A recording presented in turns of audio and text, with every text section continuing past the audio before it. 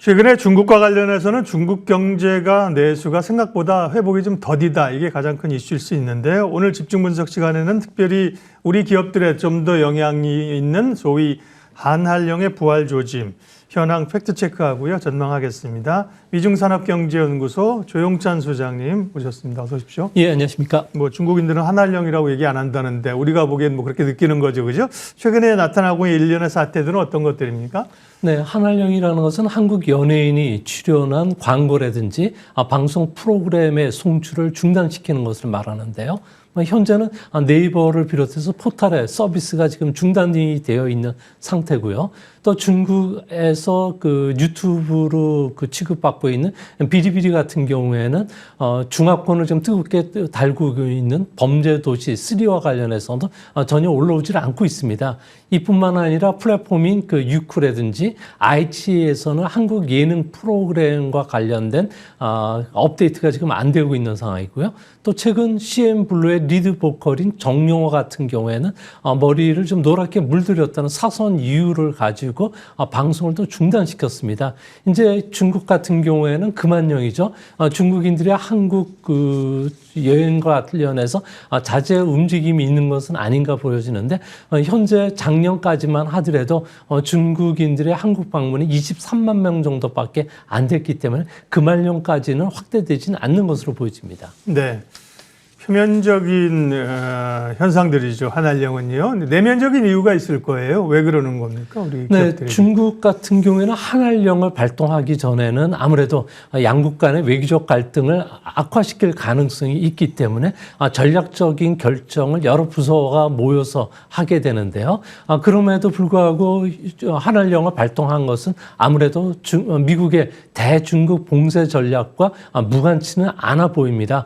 G7 정상회담 그리고 인도 태평양 경제 통상 프레임워크 같은 쪽에서 중국과 관련돼서 리스킹, 새로운 공급망 재편, 반도체 규제의 강도를 높였는데요. 여기에 한한령을 발동시킴으로 인해서 한국이 미국 편에 설지 말도록 압력을 가한 것이고요. 또 중국적인 가치관이라든지 중국적 질서를 좀 존중해달라는 의미에서 압박을 한 것으로 지금 보여지고 있습니다. 네. 그러면 2016년에 사드 이후에 사실은 굉장히 어려웠었거든요. 그 당시와 지금의 상황을 초반이긴 합니다만 좀 비교를 해보면 어떻습니까? 네, 2016년도 사드 보복 당시 같은 경우에는 한한령뿐만 아니라 금한령 여기에 비관세 장벽을 동원해서 수입 통관 절차를 상당히 지연시켰고요. 네. 또 중국 진출 우리 기업에 고강도 압박을 가하면서 우리가 받은 경제적 피해 규모만 8조 원이 넘는다고 합니다. 지금은 제한적일 수밖에 없는데 아무래도 G7 정상회담 그리고 IPEF를 통해서 중국이 상식 밖에 제재를 했을 경우에는 공동으로 위기 대응 네트워크를 가동하도록 되어 있습니다. 이 때문에 중국 입장에서는 앞으로 비관세 장벽을 통해서 한국을 공격한다든지 수익 규제나 일방적인 압력은 행사하지는 못하지 않을까 보여집니다. 예. 그러면 지금 이제 한한령 수준인데 이제 더 강한 조치는 이제 금한령이 되는 거군요. 지금의 상황은 그러면 앞으로 전개 과정은 어떻게 보세요? 장기화되는 것인지 개선의 여지가 있는 것인지요? 네, 좀 장기화될 가능성이 큰데요. 네. 시장의 힘을 이용해서 파워게임을 즐기는 중국 입장에서는 시장에 힘이 없는 한국에 대해서 언제든지 비관세 장벽을 통해서 압력을 가할 수 있고요. 한한령이나 금한령에 대한 강도를 더 높일 수가 있는 상황입니다. 중국은 벌써 인터넷을 통해서 한국과 관련된 여론 조작을 하고 있는데요.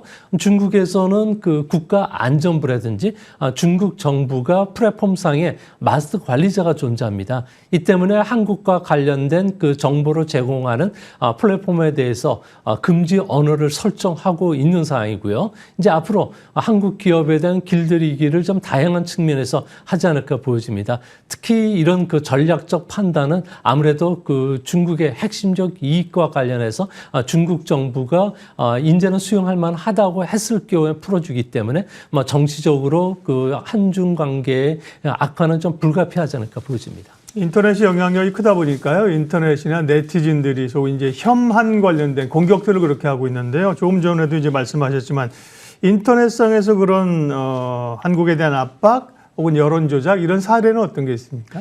네, 최근 그 인터넷에 들어가 보면 윤 대통령의 한미 공동 선언문이라든지 또한 그 북한과 관련된 인권 문제 이뿐만 아니라 윤 대통령 부부나 또 정치적으로 민감한 대만 독립이나 한국 주도의 그 남북 통일 문제 그리고 북한의 핵실험이나 탄도탄 실험과 관련된 내용들은 지금 검색을 할 수가 없는 상황입니다. 더욱이 광주 민주화 시위와 관련해서도 전혀 지금 그 정보가 제공되지 않고 있는데요. 특히 틱톡 같은 경우에는 중국 정부가 가져다가 유리하게 편성한 그 플랫폼들을 계속 올린다든지 또 다른 앱에서 중국 정부의 우호적인 글들을 계속 올리고 좋아요 댓글을 늘리는 거 보고선 아무래도 중국도 드루킹 댓글 작업을 하는 것은 아닌가 이렇게 보여집니다. 네. 사태가 장기화 악화되지 않기를 바라지만 이제 만일의 사태나 시나리오는 가지고 있어서요.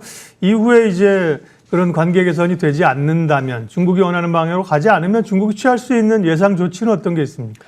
네, 중국 정부는 압박 강도를 높이는 수단으로 보통 36개를 많이 이용하는데요. 한국 기업에 대해서는 앞으로 25개인 투랑 환주 전략을 쓸 가능성이 상당히 높습니다. 아무래도 중국 정부 입장에서는 제3의 그 공격을 해가지고 한국 정부에 경고를 주기 위한 차원인데요. 대표적으로 한국일보 같은 경우에는 중국을 되물면 이가 부러진다는 이야기를 했는데요. 앞으로 그 한국이 미국 주도의 반도체 동맹에 가입해서 반도체 공급을 좀 중단시킨다든지 압박 강도를 높이면은 중국도 반도체 원료인 수산화 리튬이라든지 히토류 다석, 또 알루미늄, 보크사이트에 대한 제재를 하지 않을까 보여집니다.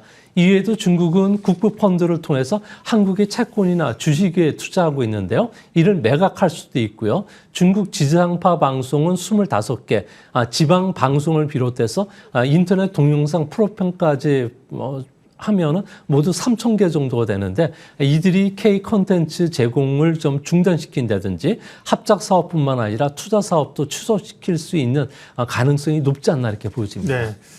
국내 기업들을 피해는 아직 다행히 가시화되지는 않는데 기업 측면에서 어떤 걸 좀 대비해야 됩니까? 마무리해 주십시오. 네. 네, 기업과 관련해서는 일본 사례가 있는데요. SK2와 관련된 화장품에서 중금속이 검출됐다는 허위 그 보도를 인용해서 금지를 시킨 적이 있습니다. 이 때문에 SK2 같은 경우에는 전량 화장품을 회수를 했는데요.